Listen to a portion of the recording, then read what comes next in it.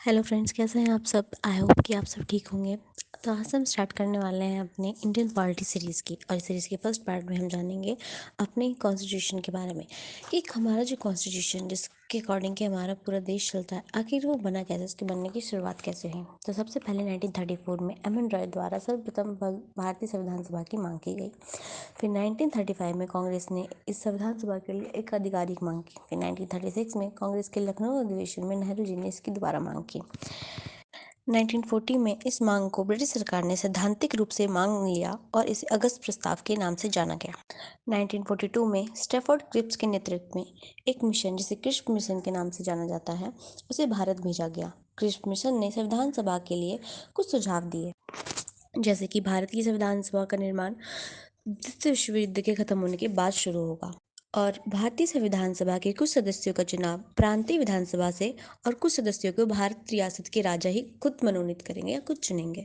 इनमें से कुछ ऐसे भी सुझाव थे जिसका कि काफ़ी विरोध किया गया, जैसे कि इस मिशन का कहना था कि उन प्रांतों तथा रियासतों को जो इस संविधान सभा से तैयार किए गए संविधान को स्वीकार नहीं करेंगे, भारतीय संघ से अलग रहने की पूरी आज़ादी होगी। वो चाहे तो अपना एक अलग राष्ट्र बना सकते हैं और अपना एक अलग संविधान भी बना सकते हैं, जिसका कि काफ़ी विरोध किया गया, और इसी के साथ कृष्ण मिशन फेल हो जाता है और मोहम्मद अली जिन्ना द्वारा एक नए देश पाकिस्तान बनाने की मांग की जाती है, जिसे कि पूरी तरीके से मना किया जाता है, इनकार किया जाता है।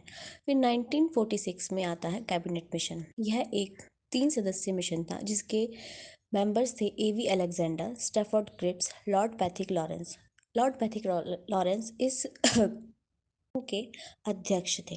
कैबिनेट मिशन को कांग्रेस और मुस्लिम लीग दोनों ने ही स्वीकार कर लिया, परंतु कैबिनेट मिशन ने मुस्लिम लीग के 2 राष्ट्र और 2 संविधान की मांग को पूरी तरीके से अस्वीकृत कर दिया। संविधान सभा के सदस्य के लिए प्रत्येक 10 लाख की जनसंख्या पर एक सदस्य का चयन हुआ, जिसके लिए भारत को 389 सीट्स में बांटा गया, जिसमें कि 296 सीट्स ब्रिटिश भारत के प्रांतों द्वारा इलेक्टेड होने थे और 93 सीट देसी रियासतों द्वारा नॉमिनेटेड होने थे। महात्मा गांधी इस संविधान सभा का हिस्सा नहीं बने और रियासतों को दी गई 93 सीट्स भी नहीं भरी जा सकी, क्योंकि वह उन्होंने संविधान सभा से दूर रहने का फैसला किया।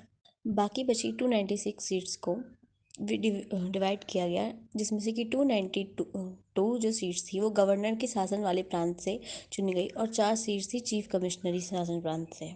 संविधान सभा के लिए चुनाव जुलाई से अगस्त 1946 में चले और फिर इसका परिणाम आया, जिसमें से कि सबसे ज़्यादा 208 सीट्स कांग्रेस ने जीती, 73 सीट्स मुस्लिम लीग ने और बाकी 15 सीट्स अन्य पार्टीज़ ने जीती। इसी के साथ 9 दिसंबर 1946 को भारतीय संविधान सभा की पहली बैठक हुई, जिसमें कि 2 से 11 सदस्यों ने भाग लिया, और फ्रांस की एक परंपरा को फॉलो करते हुए सबसे जो वरिष्ठ सदस्य थे, डॉक्टर सच्चिदानंद सिन्हा, उन्हें भारतीय संविधान सभा की पहली बैठक में एक अस्थायी अध्यक्ष घोषित किया गया। और फिर 11 दिसंबर 1946 को भारतीय संविधान सभा की दूसरी बैठक हुई, जिसमें डॉक्टर राजेंद्र प्रसाद को भारतीय संविधान सभा का स्थायी अध्यक्ष चुना गया और बी एन राव जी को सलाहकार समिति का अध्यक्ष चुना गया। इसके बाद तीसरी बैठक जो 13 दिसंबर 1946 को हुई, उसमें जवाहरलाल नेहरू ने भारत के संविधान के लिए उद्देश्य प्रस्ताव पारित किया। यह प्रस्ताव 22 जनवरी 1947 को संविधान सभा ने स्वीकार कर लिया, और संविधान सभा में अलग अलग कामों के लिए कई कमेटियां बनाई गई, जिसमें कि 8 मेजर कमेटियां और 13 छोटी कमेटियां बनाई गई थी। आज की वीडियो में बस इतना ही, बाकी हम पढ़ेंगे अपने इंडियन पॉलिटी सीरीज़ के सेकंड पार्ट में। आई होप आप सबको वीडियो अच्छी लगी हो, और अगर अच्छी लगी तो please like, comment and subscribe. Thank you.